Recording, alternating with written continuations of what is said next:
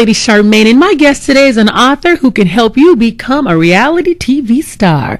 Well, she's here today to talk about all of the wonderful shows that she's been a part of and how you can become a reality TV star yourself. She's worked on The Bachelor, Swamp People, Clean House, and My Cat from Hell. And she's here today to talk about her book, So You Want to Be a Reality TV Star? Well, she's going to give you tips for making the cut. Help me welcome reality TV coach TaJuan TeeJ Mercer. Welcome.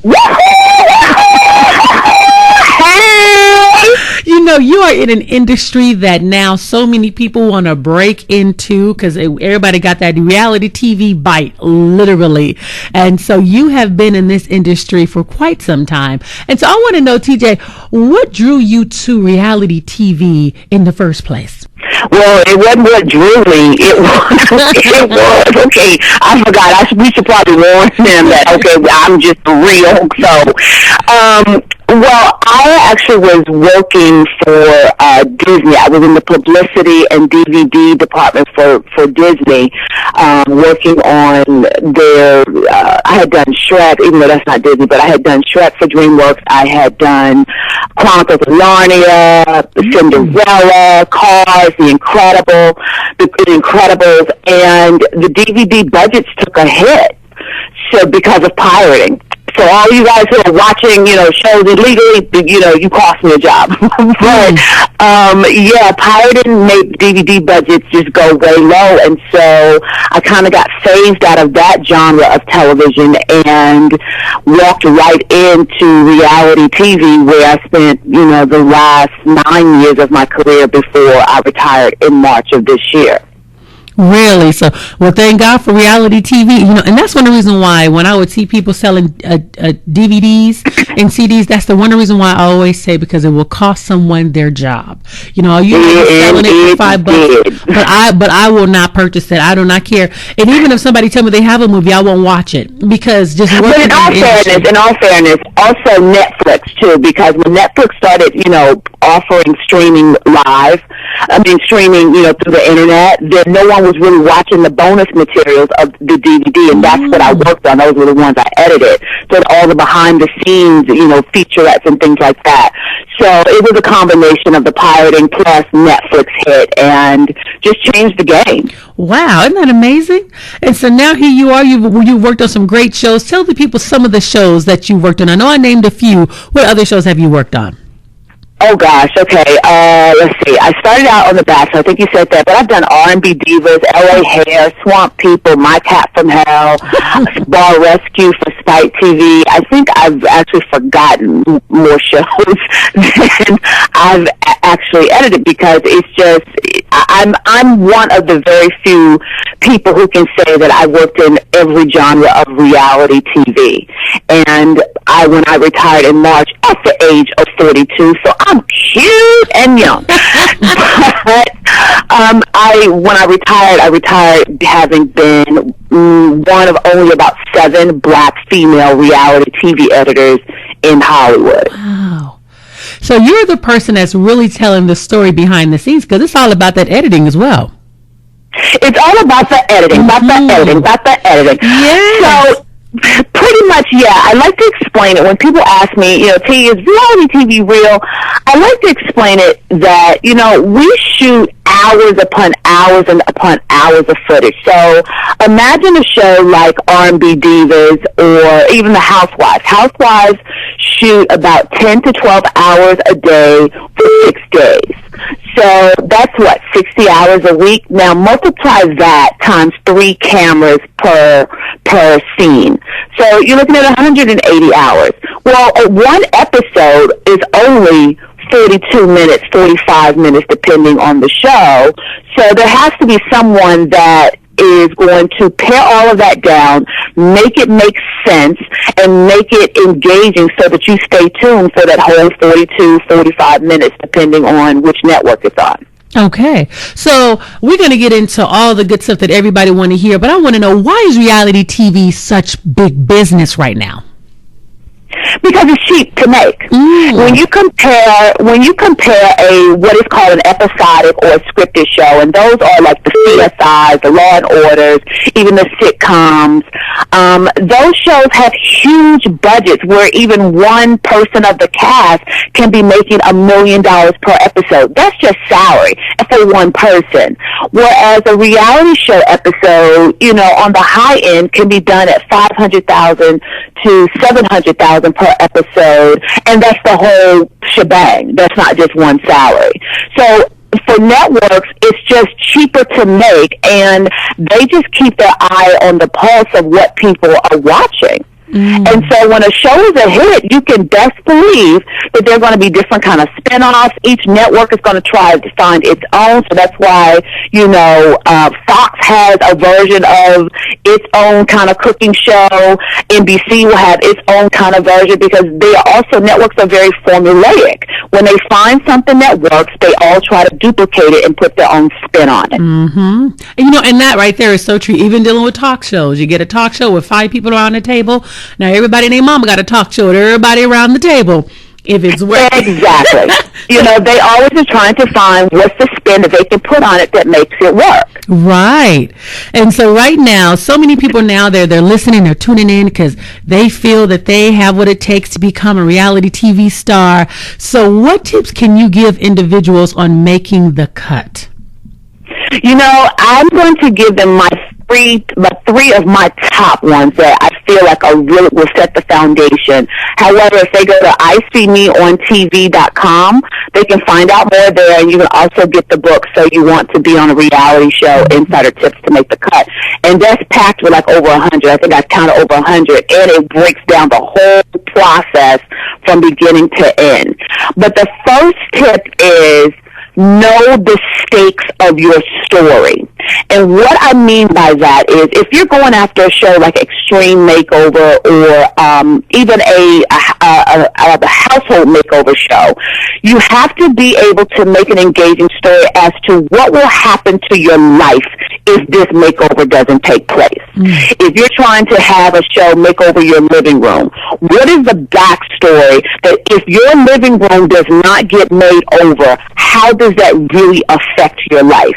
If you do not lose this weight, what will that mean to your life? So you have to know the stakes, because even though there won't be yelling and screaming on certain particular shows, there still has to be some kind of drama. And what I mean by drama is just conflict.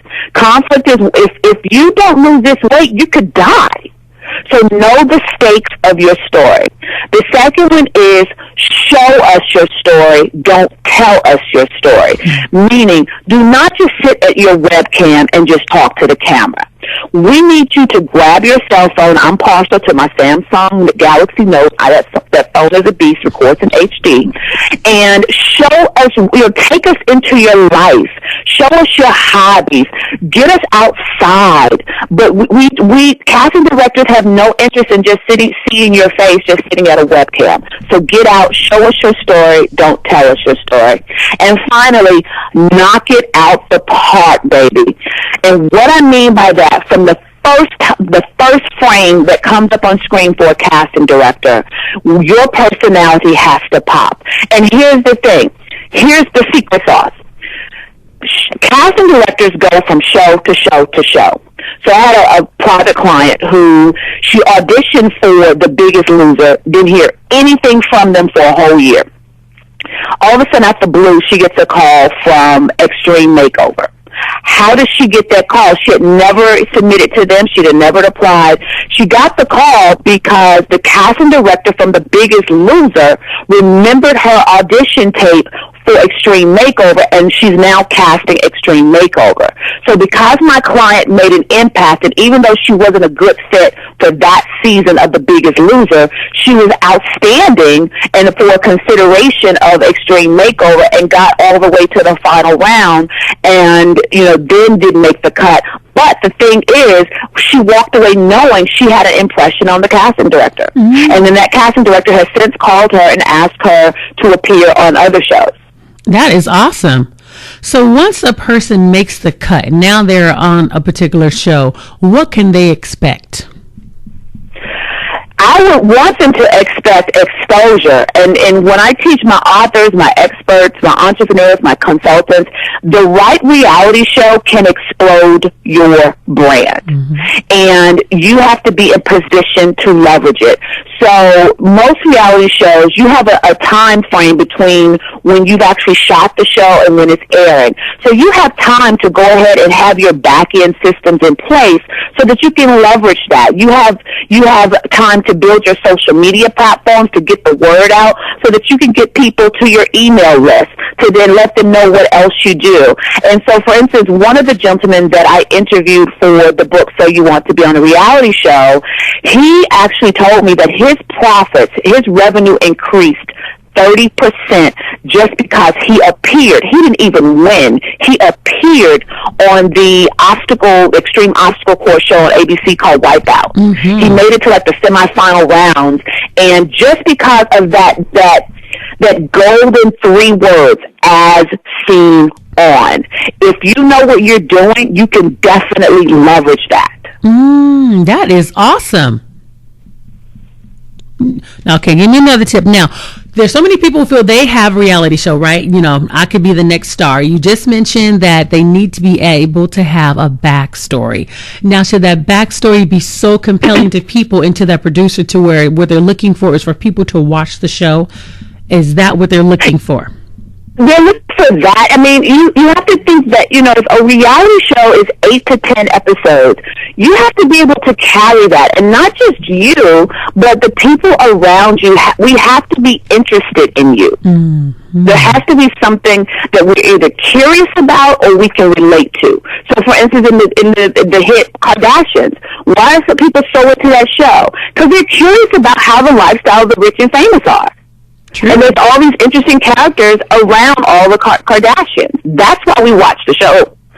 So when I say we, I don't mean me. But full transparency, I don't really watch any reality TV. Think about it's like a hairdresser does not want to go home and do hair. Right, that's true. She wants to go home and chill. So, you know, I worked in reality TV for so long that it's not really interesting to me to watch at home. But yeah, when you think of all of these shows that are engaging and are hits, it's because the characters are fascinating. TJ, I want to know, are there casting requirements for different nationalities? And the reason why I'm asking this question, because I remember I was approached by a producer for a reality show. And he said to me, because I was African American, I am expected to be loud, brash, and willing to throw a glass. And I told him, I am not willing to do that. And he said, well, do you know anyone else that'd be willing to do that, to be a part of the show with you? And I said, I don't hang around people like that. And I would have to talk to my friends, knowing in the back of my mind, I'm looking for someone with these qualities, you know, to make the show spicy. And so he was like, Charmaine, he was like, okay. He said, if you're willing to, because he wanted to do a show about me, but I'm not willing to do that. And I'm not willing to find people like that. So he said, well, when you're ready, he said, let me know. Well, I never gave him a call back. And that was a year ago. A year and a half ago. I was going to ask you how long ago was that, because Go ahead. I'm finding that the temperature kind of is changing, because I also get requests for, you know, black people who have businesses. So it runs the gamut, and I won't necessarily, it depends on the show. I won't necessarily agree that they're expecting all black people to, you know, be ratchet, throw glasses. I can't say that I agree with that. I'm sure he had his reasons as to why he said that. Maybe it was because of the type of show he was casting or the network that he was trying to cast for. Because, you know, truthfully, there are, you know, networks that are loud. Like, you know, back in the day, True TV, when I edited a show called Black Gold from them, they're a loud network. There has to be yelling. So it's not a white-black thing. It's just the content of the network. Spike TV, when I did Bar Rescue, we had to make sure that John Taffer was yelling within the first act or the second act of the show. So I can't say, you know, I can't necessarily agree with that's the sweeping generalization, but you know, there are networks that they just require their content to be loud, and it has nothing to do if it comes from a black person, a blue person, a green person, or a purple person. Okay. Yeah, because I asked him about that, and he said as African American women, he said I'm sorry, he said that's just the way Hollywood is. Because I was like, well, why don't we have women, African American women that's intelligent? And he said that's not what they're looking for right now. Because he has several shows on TV, and I know them all because I interview a lot of people. But I just couldn't believe that. I'm like, are you serious? And I'm like, that cannot be the way of Hollywood, that how they think of every African American woman. So I said, well, what about Caucasian women? He said, well, it's not so for Caucasian women. So you serious? To a certain extent, he's accurate. But here's the thing, Charmaine, and that I actually, when I always am approached by people, I'm so sick of reality TV and it's this, it's that. I have to tell them the numbers don't lie. The networks are only interested really in green, period. Yep. And if the show is making money, you're going to get more of that. Until you stop watching these things that you are offended by, and there's this big sweeping movement of everybody being offended, and we're putting our foot down and saying we will not watch these shows, I guarantee you the minute the ratings fall, they're going to pull the show. So the numbers don't lie. So that's why I was saying I don't fully, agree with him, but to a certain extent he has a point that if Hollywood is seeing that the shows that are getting the biggest numbers are the shows where you have black women throwing stuff at each other, cussing each other, going off, that's all they want to produce. Because it's making them money. And you have a point, because that's exactly what he said. And he said, if African Americans stopped watching it, he said, we'll stop producing it. I mean, it was a conversation. Yes. It was just so real. It was so raw. I mean, yes. It hurt my heart to know that, but he was honest. He said, we make up he said, especially African American women, one of the biggest reality TV viewers. He said, if you stop watching it, we'll stop producing it. I was just so amazed, but it was a great eye-opener for me, which I thought was great. But let me give you this other side of levity, Charmaine, because, it all feels very personal to us. And by no means am I saying that there's no racism or anything like that. I'm not saying that. But let me just give another ounce of levity to this. As African Americans, we only make up about, I believe, 18% of the population. Networks really are programming to middle America. Those are the biggest viewers in Iowa. I'm geographically challenged, but in the heartland of America, when networks are really considering programming, that's who they are considering. If we slip in and actually find that, the heartland is gravitating to some show that we are on, then they're going to actually produce more of that. So a lot of it has to do with, our perception of what people perceive us as, but a lot of it is just the numbers. We are only 18% of the population, so they're not going to just cater to 18% of the population. That doesn't even make good business sense. That is good. No, that's a great point. That's a great point, TJ. Thank you. And it feels personal, Charmaine. I get it. And that's why I'm always in education mode, especially on social media when people are complaining. It's like, I understand it absolutely feels personal, but it really isn't. In most cases, it does come down to the numbers. Mm-hmm. Just like you said, thinking green. That's all. Yeah. Thinking green. No, that was a great way to put it. So for those who want to be on reality TV, so if someone says, okay, we need you to make a video to audition for a show, what should be on the video? How should they present themselves on the video? It goes back to that second point, showing us, taking us into your life, taking us into the characters of your life. Also, one of the key things to do is find out exactly what the casting notice says they want to see. So, for instance, I know like Extreme Makeover, that show wants an edited video as well as all of your 20 minutes of raw footage. You follow those directions. You can go and use your highlights, but then they're asking for 20 minutes of you taking them into your life to see how weight is impacting you. If you are a sky jumper, take us on a jump. If you scuba dive on the weekend, figure out how you can take us into that adventure. We do not want to just see you sitting up, posted up at your webcam, or actually just grabbing your cell phone and still just sitting around. We need to see what's called B-roll. B-roll is footage of just you in action, doing what you do, interacting the way you go about your daily life.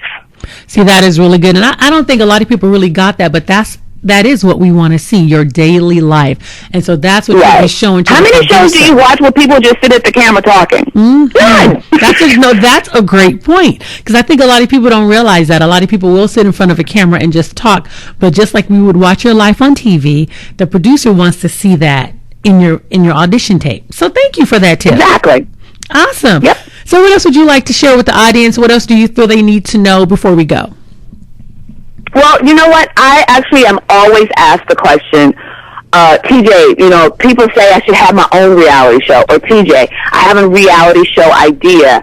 And I always tell them, okay, use my PRIME formula. And PRIME is an acronym, PRIME.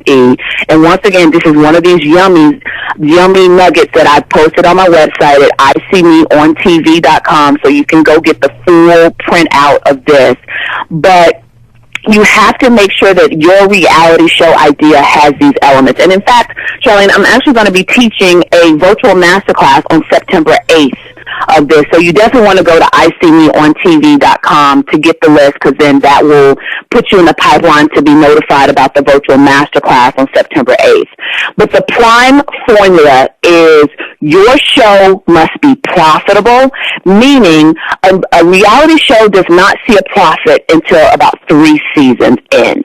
And so when you are thinking through your show, make sure you're thinking 3 seasons later, or a network won't even consider it. It has to be able to make money over the course of 3 seasons. R, relatable. It goes back to what I said earlier, that, that's why we watch the Kardashians. We're either fascinated or curious with this lifestyle. When people watch my show, Swamp People, they're fascinated about a bunch of these, country hicks who are making money in the, bayous of Louisiana on hunting crocodiles, or Duck Dynasty. So the show must be relatable in some aspect. Either you want to be like them or you're fascinated with them. And then instigatable. Now, I know I made up the word there, but your show must be able to instigate conversation. Conversation the next day at work, conversation on social media, conversation in the blogs, but it must be able to instigate some form of conversation. And then M, manageable, meaning, can the cast be managed? Are you dealing with divas? Can the locations be managed? When you think of a big show like Deadliest Catch, you got all of these elements that need to be managed. You got to manage the element of the sea, the ocean that they're in. You got to manage getting the crew to these locations. You got to manage getting the equipment to these locations. So is your show manageable? And finally, E, expandable. Is your show franchisable?